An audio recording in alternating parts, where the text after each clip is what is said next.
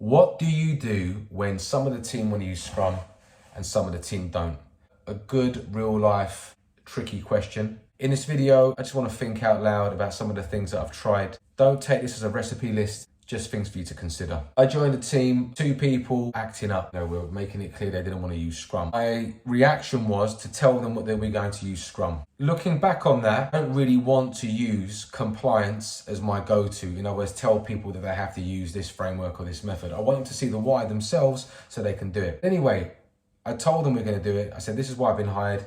And this is what your head of believes, this is what we're going to do. There was some turbulence. Those 2 people, one of them was late to meetings a lot. They showed up to other, events. The lights were on, but nobody was home sometimes, so they didn't seem like they were engaged. In a few cases, they were distracting. So I did my best to try and, remedy the situation to find out how I could get them more involved. They were quite cynical. As time went on, after about 2-3 months, one of the developers became interested. It could have been because of the peer pressure, or maybe they saw the way that I was doing Scrum was working for them and they saw the value of it and they had an aha moment.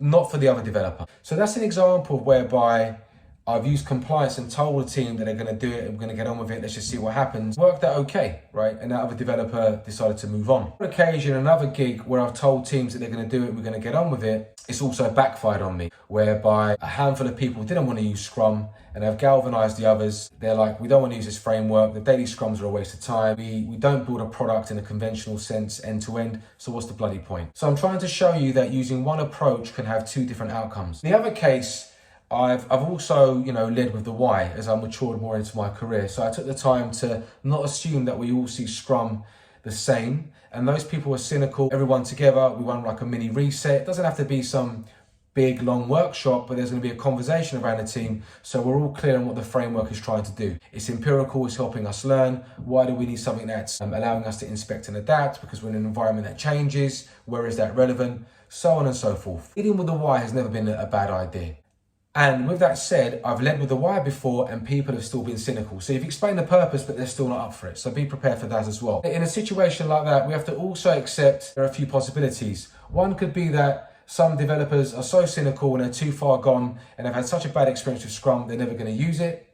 Okay, that's one. The other is the point. Maybe Scrum is not relevant to the way that we work and perhaps we should consider not using it. So we've spoken about the first, using compliance, telling people we're going to do it, leading with the why. The third one, and all of these approaches can be blended by the way, is framing everything as an experiment. So this is what I find to be the most useful in my present day of the way that I consult and coach. When I join a team, if they're skeptical, some of them want to use a certain framework, some don't, we should talk about it as an experiment. Why don't we give it a go? Or we do that, for this to be an experiment, make it quantifiable if it's worthwhile using the framework or the method that we're using. Daily Scrum, how do we know it's providing house value? If we're using the sprint review, if we're using the planning, if we're using refinement, if we're using these artifacts, how?